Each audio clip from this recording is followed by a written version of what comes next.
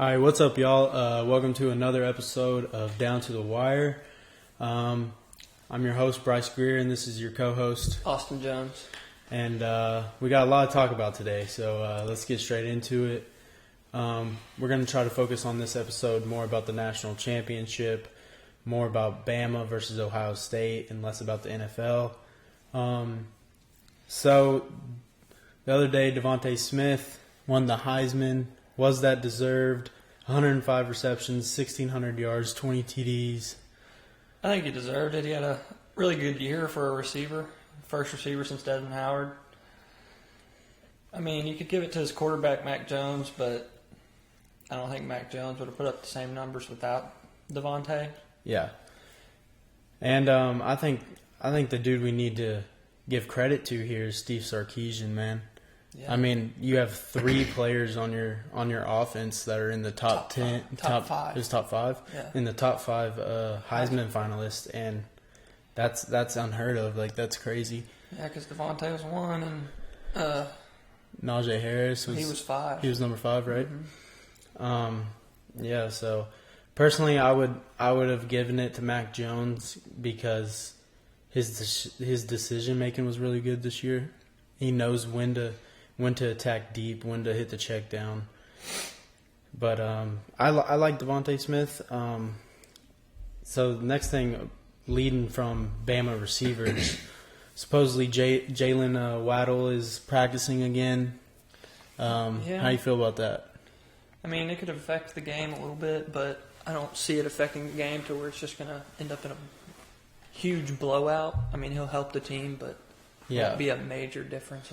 Yeah, I'm the same way. I see him. He is going to help the team. Obviously, he's a super talent, but I don't think it's going to be a game changer where Ohio State needs to worry about something more than what they already are. They're not going to have to just game plan around him coming back.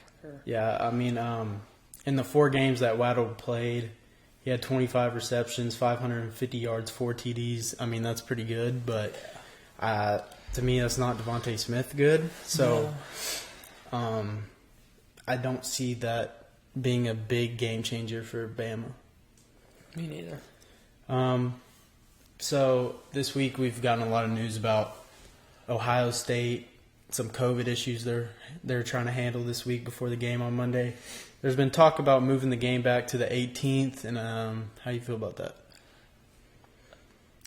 I don't know. I mean, if they do have COVID, might as well move the game back. But people have been saying that they're going to move it back just because they want Fields to get healthy, which I feel is not true. I feel he's healthy. He finished the whole game in the semifinals, and he even told Coach and the media the day after that he felt fine, a lot better than he expected to feel.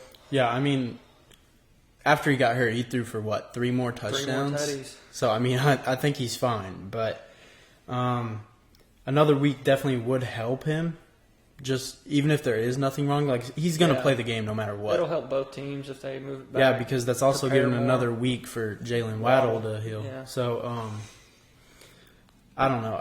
I would be fine with them moving it back if it's going to be – because, I mean, that's just another week of college football. Yeah. So, I think it's good for the fans. Definitely good for Ohio State. Get some key players that were on the COVID list because, the Big Ten, they have stricter COVID guidelines and stuff. But all this speculation about them just faking it for the ribs, I think, is kind of BS. But, I mean, I think it's just the media wanting a story. But, yeah. So how are you feeling about the game? I feel like if Ohio State comes out and plays like they did against Clemson, it'll be a close game, hard-fought game for them. But, yeah, I mean, they may have hit their peak right now, and they're going to start playing good. I mean, they had only played 6 games before the semifinals, so, I mean, that 7th game may have been the hump they needed to get over to actually start playing good, clicking on all cylinders to get everything going. Yeah, I think the biggest game changer for Ohio State is honestly Trey Sermon. Yeah. Dude's a beast, bro. 330 in the Big Ten championship. Like, dang. He's a dude that even if Justin Fields plays not as good as he did against Clemson, where they can maybe still have a chance if he's just going off. Yeah, because even in the Big Ten championship game, Fields played absolutely terrible, but Sermon had 330 yards and carried him to the victory.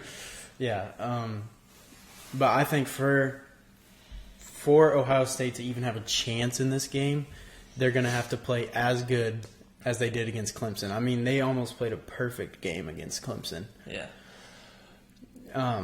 But if they play anything like they did in the first 6 games of the year, I don't think it's going to be close. I think it's going to be ugly. Yeah. So with that being said, let's get into our natty predictions. You go first.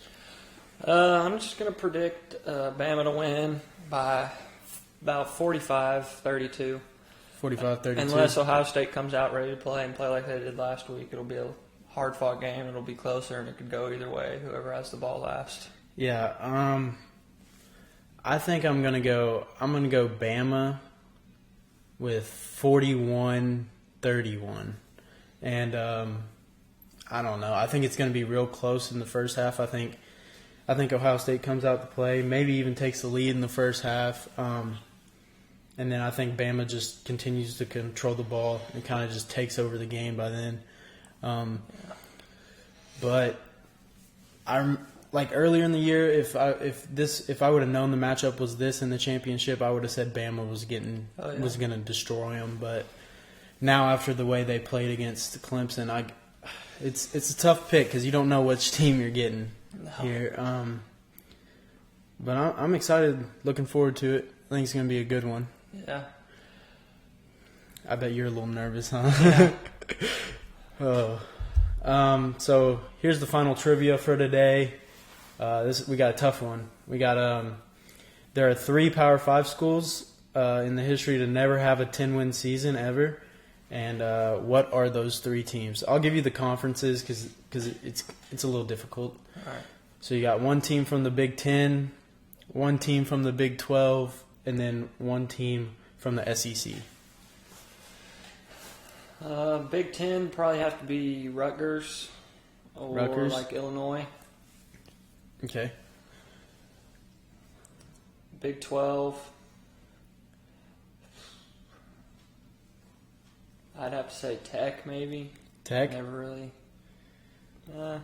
Maybe Tech. I don't know. SEC. I don't know. I can't even think right now.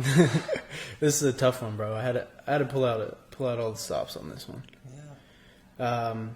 So the first school is Indiana, which kind of surprised me because they had a good year this year. Yeah. I thought they'd at least have 1 10-win season. I think if they would have played a full season this year, they would have got 10 wins. Maybe it'd be close with Penix hurt, but yeah. Second team was Iowa State, which also surprised me.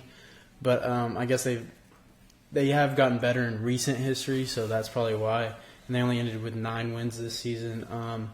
And the last team is Vanderbilt, pretty self-explanatory. Not a football school. Really, really big baseball school though. Yeah. So that's the trivia for today.